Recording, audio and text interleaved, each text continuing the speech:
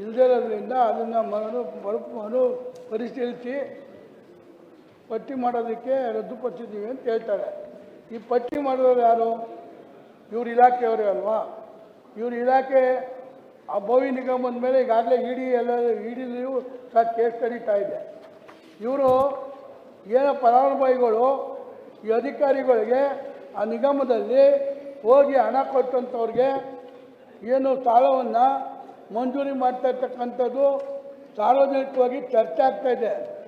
ಸಚಿವರು, ನೀವು ದಕ್ಷ ಸಚಿವರಿದ್ದೀರಿ, ಇದ್ರ ಬಗ್ಗೆ ಗಮನ ಹರಿಸಬೇಕು. ಕೊಡ್ತಕ್ಕಂಥ ಬಡವ್ರಿಗೆ ನೀವು ಬಡವ್ರ ಪರವಾದ ಸರ್ಕಾರ, ಕಾಂಗ್ರೆಸ್ ಸರ್ಕಾರ ಮಾತ್ರ ಬಡವ್ರ ಪರ ಸರ್ಕಾರ, ಯಾರು ಬಡವ್ರ ಪರ ಸರ್ಕಾರ ಅಲ್ಲ. ಮಾತಾಡೋದೆಲ್ಲ ಬಡವ್ರ ಪರ ಸರ್ಕಾರ, ಹೊಡೆಯೋದೆಲ್ಲ ಲೂಟಿ. ನಿಮಗೆ ನೀರು ಕುಡಿತಾ ಇದ್ದಾರೆ, ಬೇರೆಯವ್ರ ಅಕೌಂಟಲ್ಲಿ ಅಕೌಂಟ್ ಮಾಡ್ತಾ ಇದ್ದಾರೆ.